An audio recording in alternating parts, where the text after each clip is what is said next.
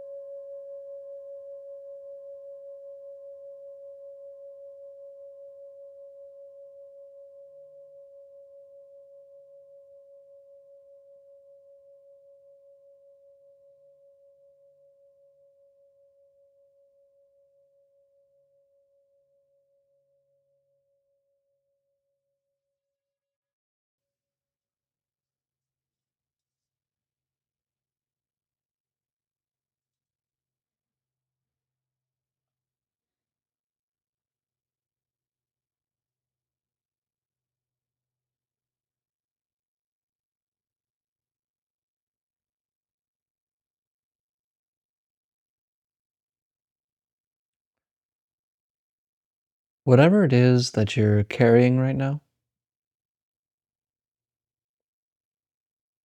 maybe it's an emotion, a situation, a circumstance, just sit with it.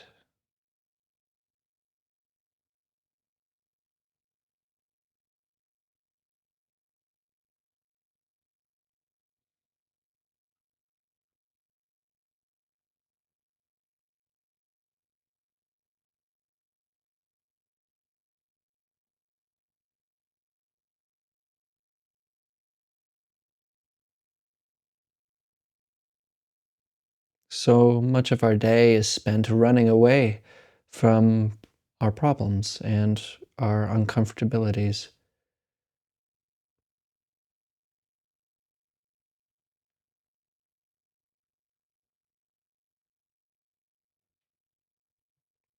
But of course, running away is futile.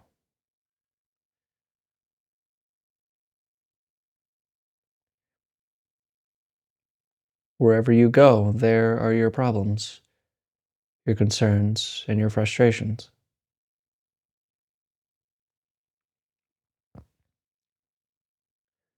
So instead, just allow yourself to be with whatever is showing up for you for just this moment.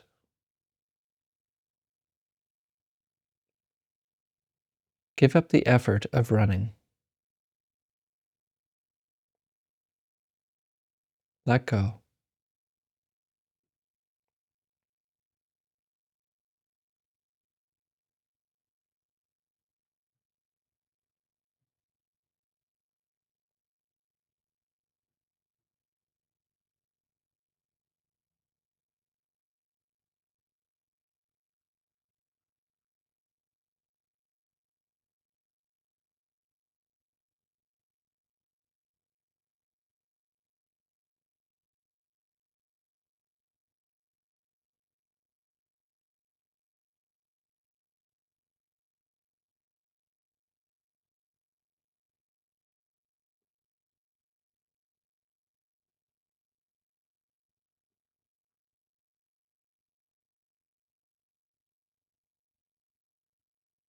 In fact, we can learn from the question the teacher Locke Kelly always asks,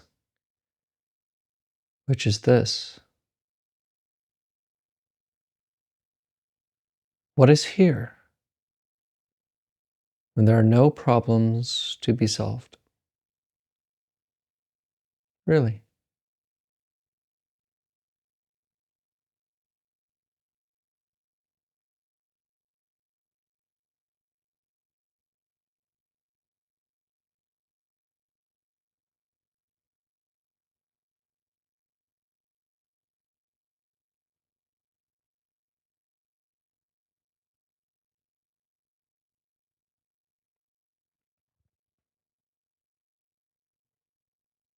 There's nowhere to go.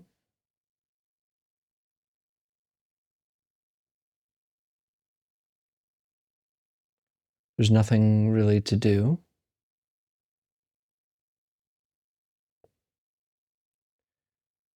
And there's no better version of you to become.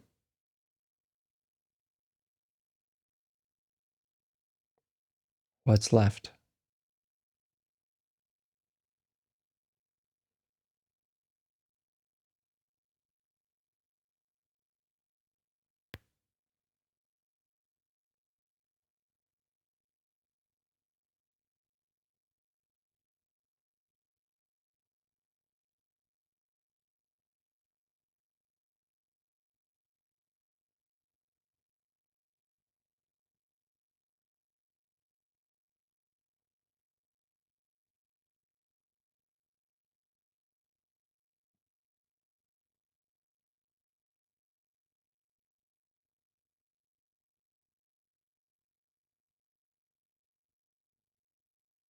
Now, this isn't a question to be answered in the usual way. We're not trying to find the answer to this question. Rather, we're allowing this question to direct our attention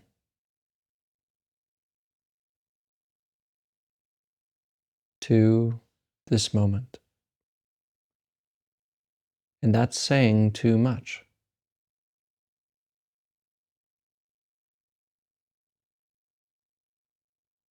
So again, what is here? There are no problems to be solved.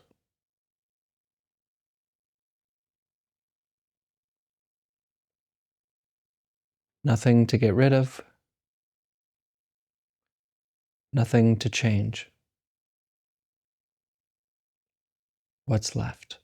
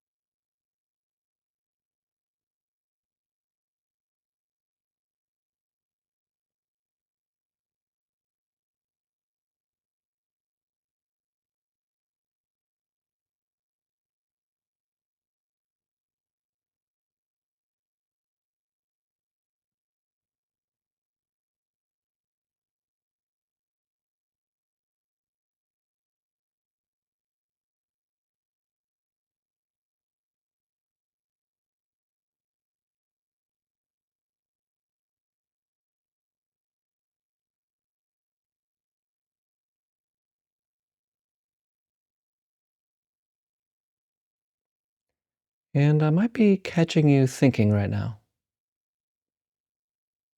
listening to the monologue under the skull, planning, worrying, whatever.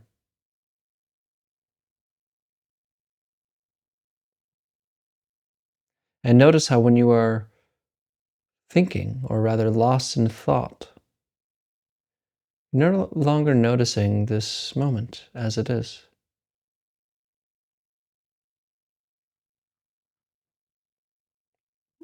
And this question that we were working with really is a way to leave thinking alone.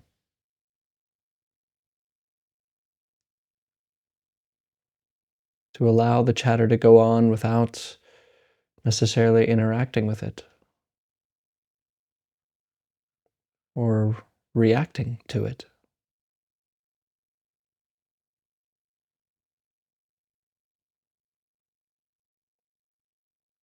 See if you can bring your attention or your awareness to the breath,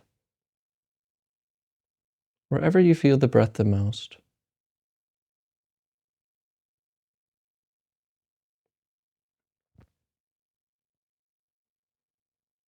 Notice this in and out sensation of breathing.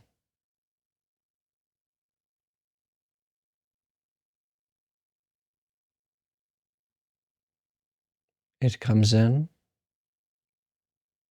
and it goes out, all by itself. And instead of following thoughts, follow this rhythm of the breath. Gently in and out.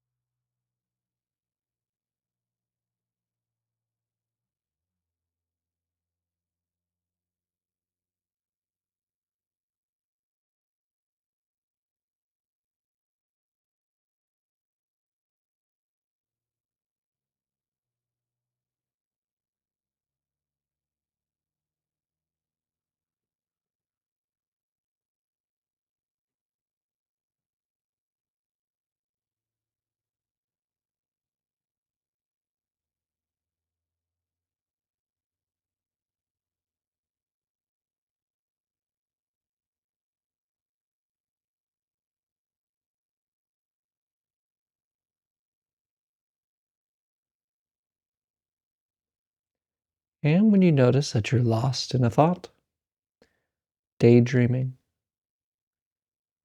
don't take this as a failure, just come back to the breath. Being patient with this process and not trying to necessarily reach any goal. Just breathing is all. In and out.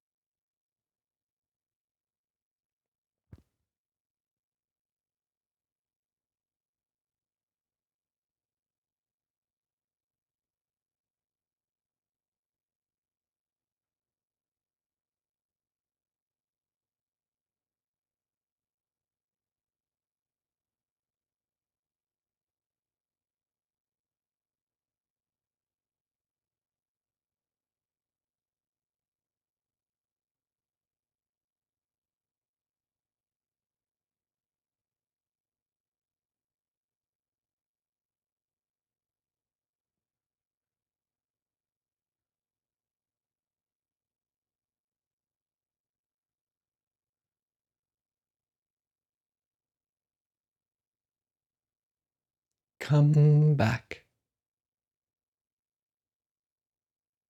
Come back to the breath.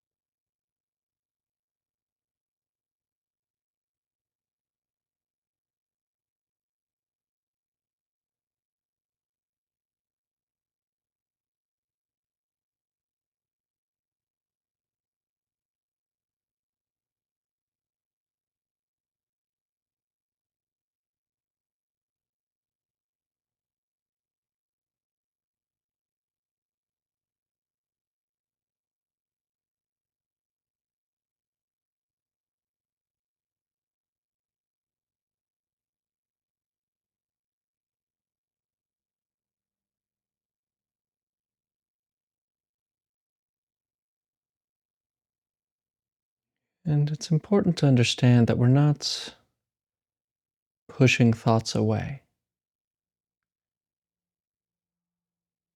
We're not ignoring them either.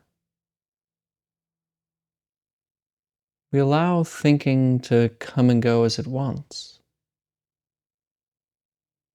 We just don't give them the gift of our attention. We let that remain with the breath.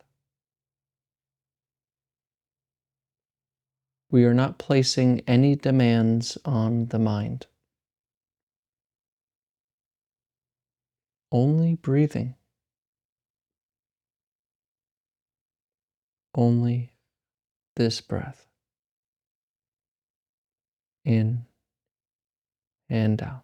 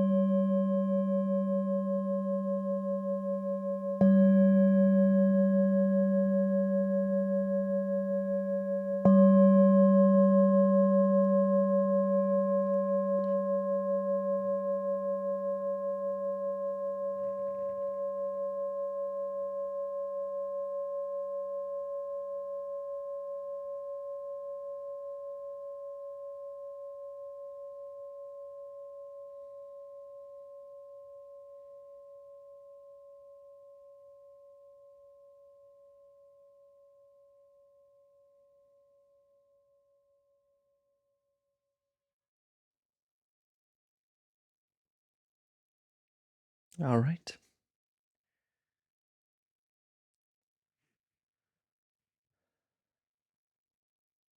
You know, you might be this person who finds it difficult at times to practice.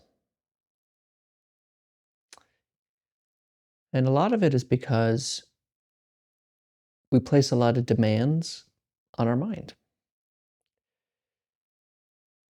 We say, okay, I'm going to sit here and only pay attention to my breath and leave thinking alone. That's the goal. And then when we tell the mind to do that, we're like, it starts thinking about, sex or ice cream or your problems, things that you didn't do, how horrible your life has been, whatever. And then you're off and you're like, damn it, no, come back. You come back to the breath. But this kind of method of practice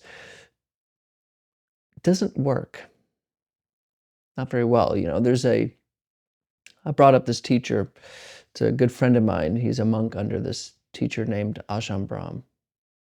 And Ajahn Brahm gives a really good analogy to the situation we put ourselves in when many of us decide to meditate and we feel like we're kind of unsuccessful, or we feel that it's just too much at times. Some days are good, some days are bad. Why the bad days? And he says, if you had a friend and you guys decided, hey, let's go get lunch. The friend's like, yeah, let's go get lunch. And the friend says, I know you like coffee, but I really like tea, so we're going to get tea today. And I know you like to meet at 12 p.m., but I like the late afternoon, so we're going to meet at 6 p.m. And I know that you like this place a lot, the tea, blah, blah, but we're gonna go over here, my favorite tea place. And I know you want to talk about, you know, Buddhism and meditation, but we're going to talk about politics. And I know you like to discuss things that are important to you, but we're going to discuss things that are important to me instead. Now, of course, you really wouldn't want to hang out with that friend, right? Like, that sounds like not a fun time. It's like, why would I go hang out with somebody who literally wants to do the opposite without compromise? But we behave like that demanding friend to our own mind. We're not going to think about that. No, no, no. Come back to the breath. You need to come back to the breath. I know you want to go off and think about sex, but we're going to come back and we're going to be here in this present moment. And I know you are worried about this thing and you really want to think about it, but we're not going to do that right now. We're going to do what I want to do. It's the same kind of weird dynamic. Now, I know, of course, it doesn't really make sense, kind of like what I mentioned Wednesday, that there's no two of you, right? But it's a good analogy in how we should approach our practice, which is something I always try to emphasize, which is a sense of allowing, the sense of being present and allowing thoughts to come and go. As I know you may have heard the quote I say all the time, but as Shunryu Suzuki says, during practice, we leave the front door and the back door of our minds completely open. We let thoughts come and go as they please. We just don't serve them any tea, because then they will want to stay. But if we make a demand on those thoughts and say, no, you have to stay, or no, you have to go, then of course it's not going to cooperate. So if we come and approach practice with a sense of allowing, with a sense of being like a good friend, if the mind wants to start thinking about politics, why let it think about politics? If it wants to tell you how bad of a person you are, let it do that. If it wants to talk about its concerns and its worries, let it happen. The moment you say no, the moment you try to not let that happen, it becomes like a little teenage kid, a rebel. Think about it a little bit more, just to get back at you. So when we come to practice, that's why I also emphasize we're doing it for no reason at all. We allow things to be just as they are. We're not placing demands on this moment. We're noticing this moment just as it is, even the thoughts that go on through our head. But there's a difference to being involved in that thought and leaving it alone. Allowing that thought and trying to control it and bring it somewhere. So don't make that mistake. And if you're having trouble with practice and if you think that it's a lot of the days it's just not working for you, it probably has to do with your sense of expectations and trying to control things. The moment we release control and just notice what is here, without trying to notice what is here, without demanding that we notice what is here, but just let it go, then you're getting closer to real practice. So, see if you can let all that go. Let the mind think what it wants to. And if you get distracted, that's okay too. Be distracted. What notices that? Thank you for your time today, and y'all have a wonderful, wonderful weekend. Practice, don't skip out on it. And I'll see you Monday.